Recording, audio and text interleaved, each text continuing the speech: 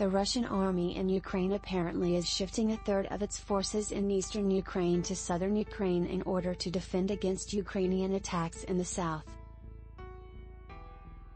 But that's exposing gaps in Russian defenses in the east.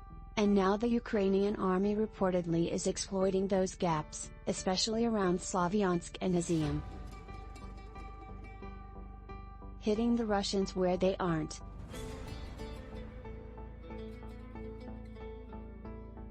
In pressing these attacks, however, the Ukrainians risk overextending their own forces.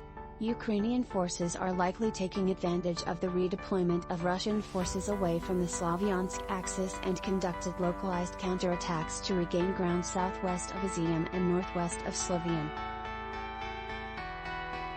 The purported Ukrainian counteroffensive around Izium, reportedly involving the 93rd Brigade and other units, at best has liberated a few villages such as Dibrovne, Mazanivka, and Dmytrivka.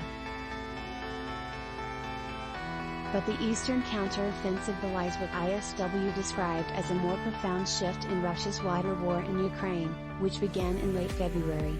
Ukraine's preparations for the counteroffensive in Kherson and the initial operations in that counteroffensive, combined with the dramatic weakening of.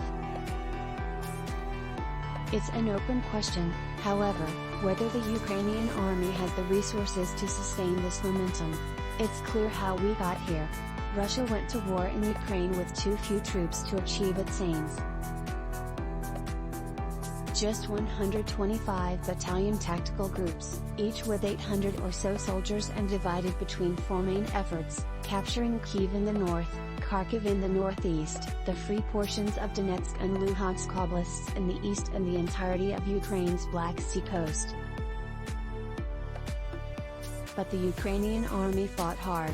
Ukraine's allies offered up intelligence as well as tens of billions of dollars worth of modern weaponry. After a month, Russia's offensives around Kyiv and Kharkiv and along the Black Sea coast ground to a halt. The Kremlin in late March pulled its troops away from Kyiv and paused attacks around Kharkiv and the half-occupied coast, shifting more than half its remaining battalions east to complete the occupations of Donetsk and Luhansk. By early August, the Russian army was spent. It had buried no fewer than 15,000 of its best troops and written off thousands of its best tanks, fighting vehicles and artillery. Those troops and vehicles that were left were concentrated in the east. Russian authorities hastily organized a recruitment drive to form a few new battalions, but planned to deploy them to the front after just a month of training.